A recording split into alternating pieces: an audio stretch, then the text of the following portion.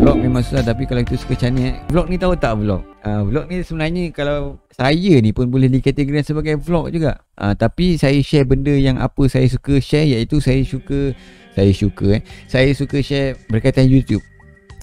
Vlog juga. Tapi tak adalah keluar ke mana-mana, saya nak berjalan apa, cuma saya duduk studio, saya bercakap macam tu, pun vlog juga. Cumanya vlog ni ada banyak kategori lah. Dia suka cerita pasal apa. Macam saya banyak YouTube, ataupun awak cerita pasal apa, mukbang, pun vlog juga. Sebab itu apa yang awak nak share itu dipanggil vlog, video vlog. Ataupun kalau blogger, tahu blogger yang ada website tu, dia type tu, itu blog. Maksudnya dia nak share apa-apa berdasarkan niche apa yang dia suka share, apa yang audience dia nak lah. Okay, dia buat konten tu, dia fokus niche. Blog dia tulis sebenarnya. Sama juga dengan vlog ni video. Cumanya tak semestinya korang buat vlog tu korang pegang, hai assalamualaikum, hari ni saya nak pergi berjalan-jalan pergi tu, ada orang nak ikut tak? Macam tu, tak ada macam tu. Yang penting korang bercakap depan kamera.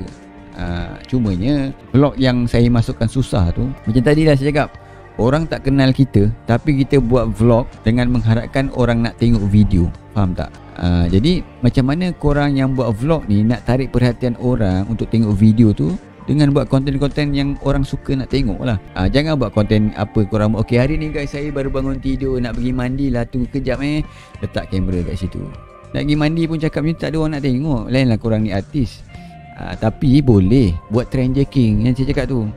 Buat cerita macam hari ni, okay hari ni ada video macam ni, saya nak tengok lah video-video macam ni, reaction. Contoh, hari ni ada video viral pasal ni, saya nak tengok juga video viral tu. Hari ni ada ikutlah benda yang tengah trending, yang tengah viral, yang tengah popular time tu, mungkin korang boleh buat konten juga. Contoh nak buat vlog hari ni apa, boleh tak? Ada tak benda-benda yang mungkin boleh direlatedkan dengan vlog? Okay, faham?